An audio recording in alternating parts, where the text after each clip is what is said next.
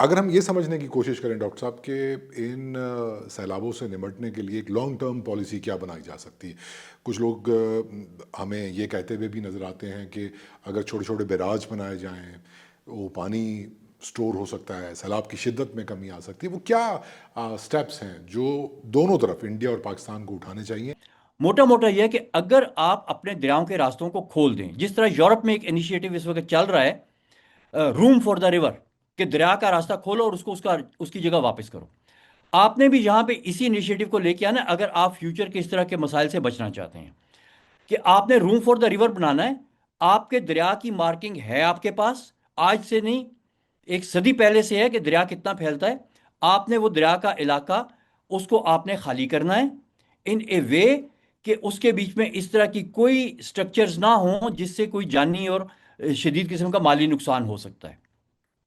वो दरिया का जब आप रास्ता खाली करेंगे तो फिर आपने उसको रिवर एंड कॉरिडोर, हम उसको अपनी टर्म में कहते हैं, आपने उस कॉरिडोर को मेंटेन करना है थ्रू नेचर बेस्ड सॉल्यूशंस। उसमें आपने वेटलैंड्स क्रिएट करने हैं, उसमें आपने वेजिटेशन के जोन्स क्रिएट करने हैं, उसमें आपने वाइल्ड लाइफ के जोन्स क्रिएट करने हैं।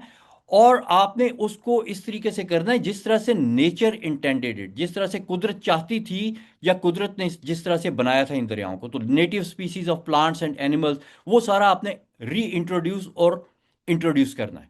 जब वो सब कुछ बन जाता है तो फिर जितना मर्जी बड़ा फ्लड आए, फ्लड को अपने गुजरने का रास्ता मिलेगा। और जैसे ही फ्लड उस जगह में आएगा तो ये आपके वेटलैंड्स, दरिया, और ये रेत और ये दरख्त और वेजिटेशन, ये उस पानी को जज़ब करेंगे ज़मीन में।